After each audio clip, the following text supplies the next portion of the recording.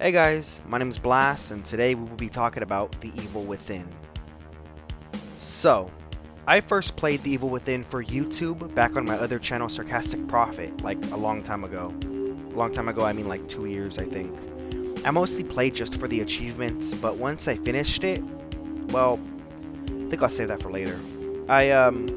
I decided to replay it because I wanted to make an Evil Within concept chapter for Dead by Daylight, and I was pleasantly surprised on how much I enjoyed my recent playthrough. So, before we go on, you gotta know what Evil Within is, and why it's so special, and who the man in particular who made it special. That man is Shinji Mikami. If you're not a big fan of the survival horror genre, then you probably don't know him. But for the rest of you people that love survival horror, just like I do, you would probably know him as the godfather of the Resident Evil franchise. He directed the first one, produced Resident Evil 2 and 3 and Code Veronica, and directed and wrote the first Resident Evil remake. Oh, and Resident Evil 4, of course. He also directed Dino Crisis and helped make a bunch of other games, but in 2010, he founded his own game studio called Tango Gameworks and published The Evil Within in 2014. The Evil Within is a love letter to the survival horror genre as a whole and takes inspiration from the two giants of the genre. I would describe The Evil Within as basically Resident Evil meets Silent Hill with all of their best aspects. The game can be slow and methodical, and in other parts, action-packed. This game takes you to hell and back. One time, you're wandering around in a village similar to RE4, and another part you're in a giant city fighting like these fish creatures that I hate, and then suddenly you're exploring an old castle. There's even a level that takes place in a mansion that looks extremely similar to the Spencer Mansion from Resident Evil 1.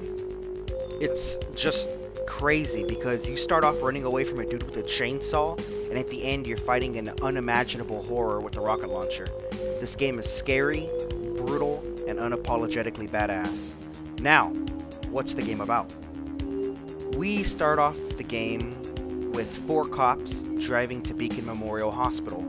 Here we meet Junior Detective Kidman, Detective Sebastian Castellanos, our main character and who we play as, and our partner, Detective Joseph Oda. I don't remember the 4th cop, but he's not really important anyway. We end up getting out of the car and walk toward the entrance of the hospital, Beacon Memorial Hospital to be specific. And a few cop cars are already parked outside. Kidman stays outside while Sebastian and Joseph enter the hospital and see a bunch of dead bodies. Sebastian continues searching and finds a computer where he sees 3 cops running down a hallway firing at some dude in a white cloak, and he's like teleporting around and killing them. All of a sudden, he looks up at the camera and jumps through the screen, and everything goes white. Or black, I don't remember. Sebastian swings over... Oh wait, I'm skipping, hold on. So, everything goes white or black, and Sebastian wakes up hanging upside down with some big dude walking around dragging some bodies, and you can hear him cutting them up and mutilating them. So, but he ends up going to bring the dead body to a table, so he can cut on it with his back turned towards Sebastian. Okay, so then we gain control. Sebastian swings over and grabs a knife from another dead body, and he cuts himself free. We learn the stealth mechanics, and we get into our first chase as the dude chases us with a chainsaw, like he's Leatherface or something. Sebastian then walks into a trap room with like these spinning blades, and we just gotta run through, and before you ask, yes, the camera shows the full death. You can see Sebastian get brutalized every time you die, and every time it just looks like a Mortal Kombat fatality, and it's awesome. I'm glad they show it. They don't cut away like Resident Evil does. Well, Resident Evil, I don't know. Anyway, let's not diss Resident Evil. I love Resident Evil. So, anyway, you get away, and a cutscene and a song play, basically serving as the intro, and we end up back at the hospital hallway where the cops are being killed. We run into the lobby, and the earthquake starts happening. And when Sebastian exits, we realize that we aren't in Kansas anymore. Buildings start to crumble and smash into each other, and Sebastian gets into an ambulance with the 4th cop from the beginning. a new character named Dr. Jimenez and his patient Leslie. Some stuff happens and the ambulance crashes and falls down a pit, which is where chapter 1 ends. Sebastian then wakes up in the forest where we get a revolver, the first gun of the game, and fight our first enemy. And the cutscene before we fight our enemy pays homage to the first Resident Evil when we first see a zombie. So it's really cool. We spend the whole game exploring different areas, occasionally meeting up with other survivors such as Kidman and Joseph, and trying to escape even if you don't really know what you're trying to escape from.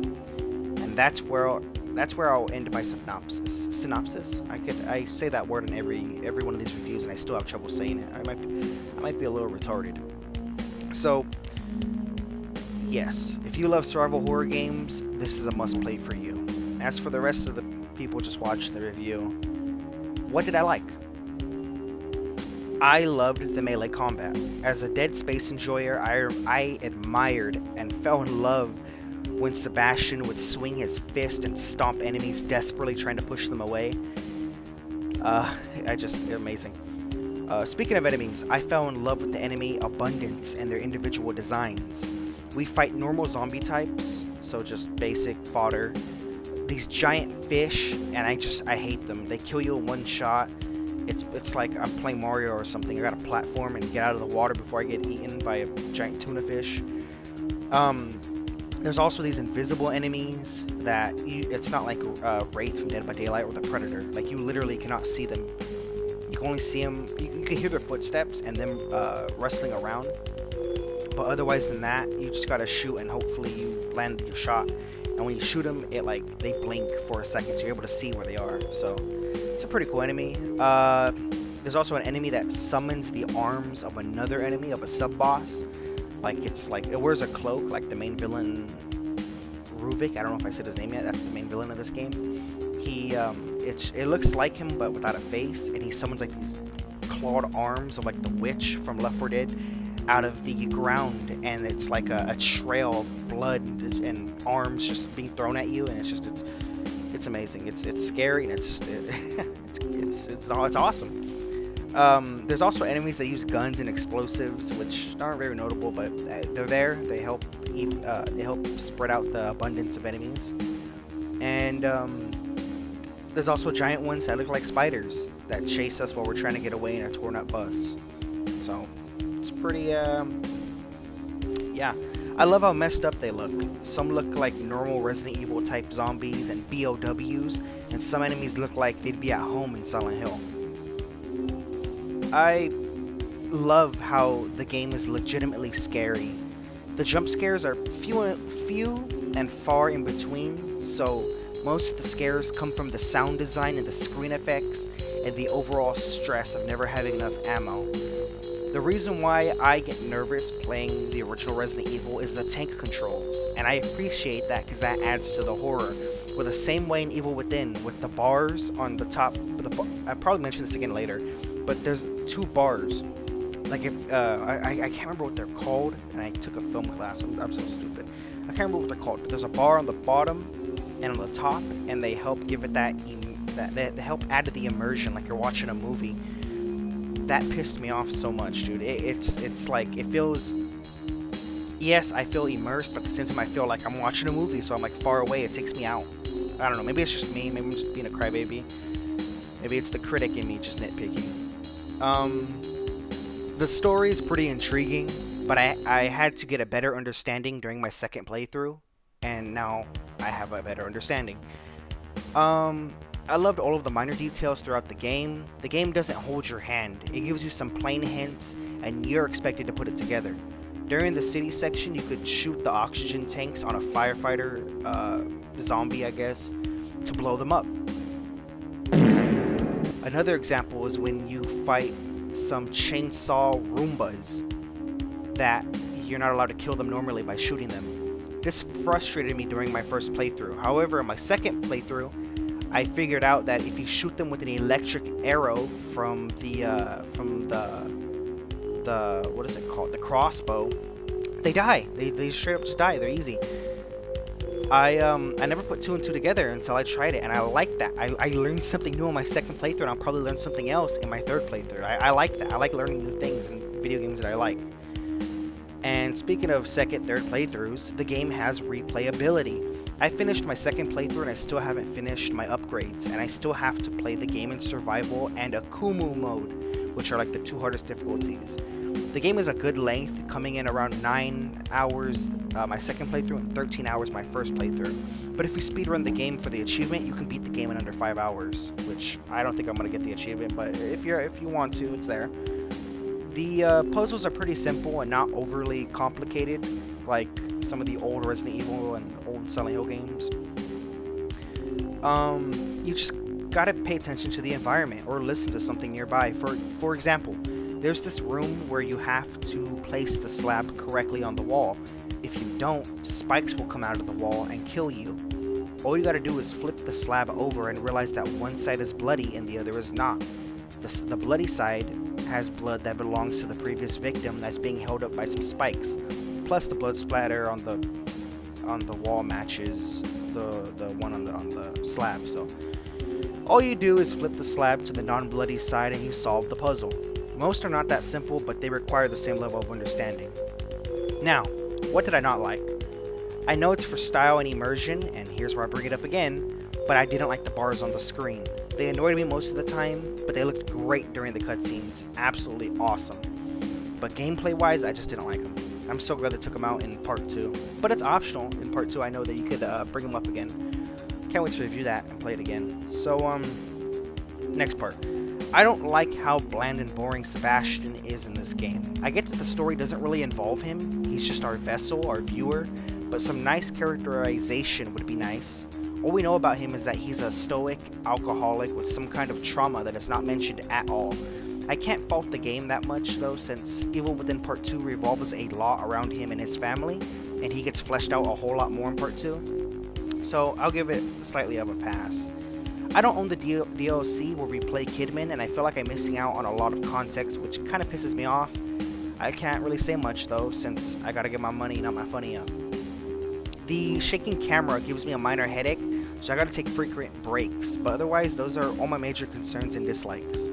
Like, after every chapter I'd get a headache, so I have to save, maybe go watch YouTube, go spend some time with my family, and then I have to come back and play the chapter, because it's just, dude, I gotta turn off screen shake when I play video games, it hurts.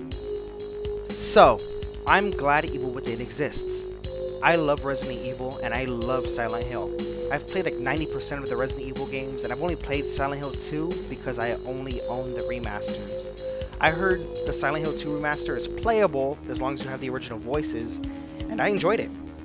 I loved it the first time I played it, but Silent Hill 3 lost the original voices, and I heard that the remaster is terrible, so I haven't touched it.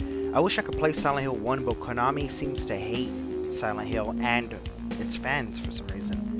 Anyway, I want to thank Shinji Mikami, Tango Gameworks, and everyone else who worked on this game.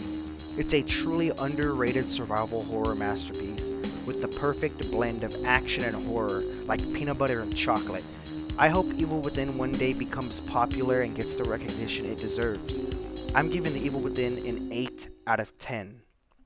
What's crazy is that I didn't enjoy my first playthrough. I was simply playing it for YouTube and worried about how good the videos were going to do.